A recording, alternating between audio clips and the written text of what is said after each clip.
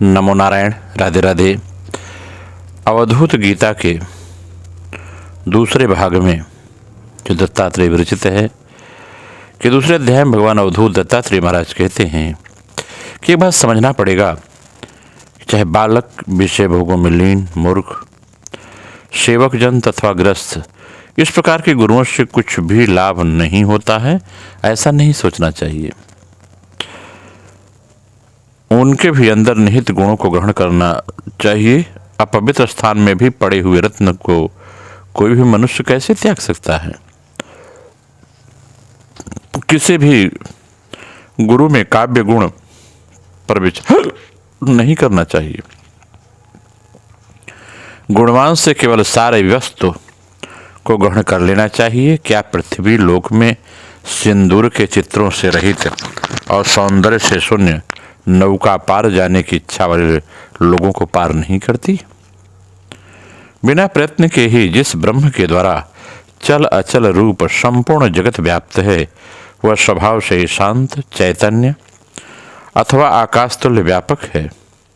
जो व्यापक चेतन बिना प्रयास के अकेला ही चराचर जगत को संचालित करता है, वह अद्वैत ब्रह्म मुझसे भिन्न कैसे हो सकता है? क्योंकि मैं ही परम तत्व हूँ, अतः सार तथा आसार से भी परे, कल्याण स्वरूप, जन्म मरण से मुक्त, विकल्प रहित तथा शांत हूँ। वह सच्चिदानंद स्वरूप मैं सभी अवयवों में रहित हूँ, सभी अवयवों से रहित हूँ तथा देवताओं के द्वारा पूजित हूँ। सम्यक रूप से पूर्ण होने कारण मैं देवता आदि के विभाग को ग्रहण नहीं करता हूँ। मैं अपने से किसी को भिन्न नहीं समझता। क्या मैं प्रमादवश अंतःकरण की वृत्ति वाला बनता हूँ? नहीं।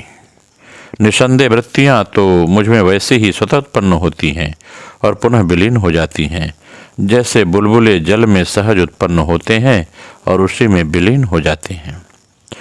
जिस प्रकार मृदु द्रव्यों में मृदुता, तीक्ष्ण द्रव्यों में तीक्ष्णता, गुड़ आदि मधुर द्रव्यों में मधुरता, कटु द्रव्यों में कटुत्व और जल में शीतलता तथा मृदुत्व अपने अपने पदार्थों में अभेद रूप से विद्यमान रहते हैं, उसी प्रकार अहंकार आदि तत्वों से लेकर स्थूल महाभूत पर्यंत सबका अपने कारण में लय करके जो संपूर्ण तत्वों की कारणभूत प्रकृति है, वह भी पुरुष में विलीन हो जाती है। अतः प्रकृति तथा पुरुष मुझे भेद रहित प्रतीत होते हैं। वह चैतन्य ब्रह्म संपूर्ण संज्ञाओं से रहित है, सूक्ष्म से भी सूक्ष्म, अतिश्रेष्ठ मन बुद्धि तथा इंद्रियों से अतीत, निष्कलंक तथा जगन नियंता है। जिसका इस प्रकार स्वाभाविक स्वरूप है, उसमें मैं और तुम का भेद कैसे संभव है? और फिर उसमें चराचर जगत भी कैसे संभव है? जिसे गगन की उपमा वाला कहा गया है, वास्तव में वही गगन के तुल्य विराट है। वह चैतन्य दोष रहित सर्वज्ञ तथा पूर्ण है। वह चेतन ब्रह्म पृथ्वी पर नहीं चलता, वायु से ले नहीं जा सकता, जल उसे ढक नहीं सकता, अग्नि उसे जला नहीं सकती। उस चेतन ब्रह्म के द्वारा आकाश पूर्ण रूप से व्याप्त है। वह किसी के द्वारा व्याप्त नहीं है। वह बाहर भीतर श्रुत विराजमान है, व्यवधान से रहित है, असीम है। योगियों के द्वारा जिस चेतन ब्रह्म का आश्रय करना बताया गया है, वह ब्रह्म से सूक्ष्म, वह ब्रह्म के सूक्ष्म, अदृश्य और निर्गुण होने के कारण उसका आश्रय करना होना चाहिए। जब साधक निरंतर अभ्यासरत रहते हुए निरालंब हो जाता है और अंतःकरण के गुण दोषों से रहित हो जाता है, तब उसके चित्त का लय हो जाने से वह भी ब्रह्म में लीन हो जाता है। भयानक तथा अज्ञान एवं भ्रम प्रदान करने वाले विष रूपी संसारिक विषयों के विनाश के लिए यह अमोघ और सहज अमृत रूप है। निराकार को भावगम्य, साकार को दृष्टि के विषयक और जो भाव अभाव से रहित है उसे अंतराल कहा जाता है। वाह्य माने दृश्यमान स्थूल पदार्थों को विश्व कहा जाता है और भीतर विद्यमान तत्व को प्रकृति कहा जाता है। नारिकेल के फल के भीतर स्थित जल की भांति उस सूक्ष्म प्रकृति के भीतर विद्यमान अति सूक्ष्म वह ब्रह्म ही जानने योग्य है। बाह्य जगत प्रपंच में स्थित ज्ञान भ्रांति ज्ञान है और भीतर स्थित ज्ञान यथार्थ ज्ञान है। नारिकेल के फल के भीतर स्थित जल की भांति मध्य से भी मध्यतर अति सूक्ष्म ब्रह्म ही जानने योग्य है। जैसे पूर्णिमा का अति निर्मल एक ही चंद्रमा दिखाई देता है, उसी प्रकार आत्मा भी अति निर्मल तथा एक ही है। अतः आत्मा को उसी चंद्रमा के समान एक रूप देखना चाहिए। दो चंद्रमा दिखाई देना जैसे नेत्र दोष है, वैसे ही द्वैत भाव रखना भ्रम ज्ञान है। इस पूर्वोक्त प्रकार से ही सर्वगत चेतन के प्रति किसी तरह भेद की कल्पना नहीं हो सकती। इस ज्ञान के प्रदाता धैर्यवान गुरु की करोड़ों नामों से प्रशंसा की जाती है। मूर्ख अथवा विद्वान जो कोई भी हो, यदि गुरु की प्रज्ञा की कृपा से परम तत्व का बोध प्राप्त कर लेता है तो वह राग द्वेष से रहित, सभी प्राणियों के कल्याण में रत रहने वाला, स्थिर ज्ञान वाला और भवसागर से विरक्त हो जाता है तथा प्रशांत होकर परम पद को प्राप्त होता है। जैसे घट का नाश होने पर घटाकाश घट के भीतर का आकाश महाकाश में विलीन हो जाता है, उसी प्रकार देह का नाश हो जाने पर योगी परमात्मा के स्वरूप में विलीन हो जाता है। कर्मयुक्त मनुष्यों की जैसी मंद बुद्धि मरण काल के समय होती है, वैसी उसकी गति भी कही गई है। किंतु योगियों की जैसी मति अंत काल में होती है, उनकी वैसी गति नहीं कही गई है, क्योंकि कर्मयुक्त मनुष्यों की जो गति शास्त्रों में उल्लिखित है उसका कथन तो वाणी से किया जा सकता है, लेकिन योगियों की जो स्थिति तुमने प्राप्त कर ली है वह वाणी से नहीं कहा जा सकता। इस प्रकार उन योगियों के विकल्प रहित इस मार्ग को जानकर साधक की स्वतः सिद्धि हो जाती है।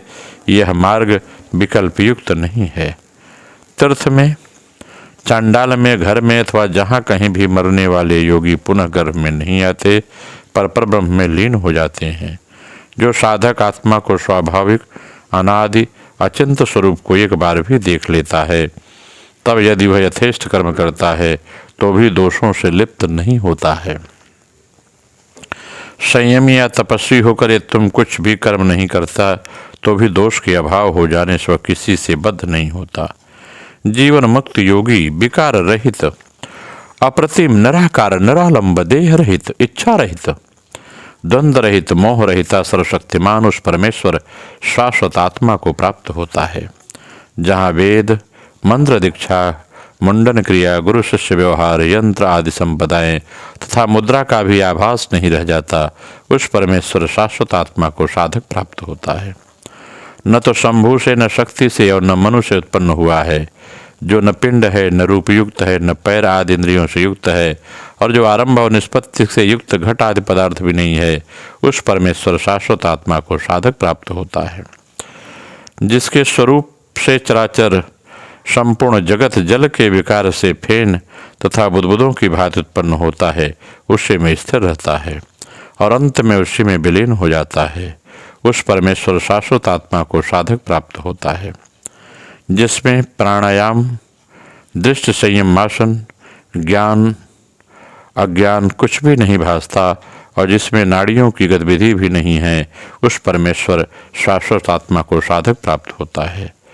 जिसमें अनेकत्व, एकत्व, उभयत्व, अन्यत्व, अणुत्व, दीर्घत्व, महत्व और शून्यताएं नहीं है, जो मान में और समत से रहित है, उस परमेश्वर शाश्वत आत्मा को साधक प्राप्त होता है।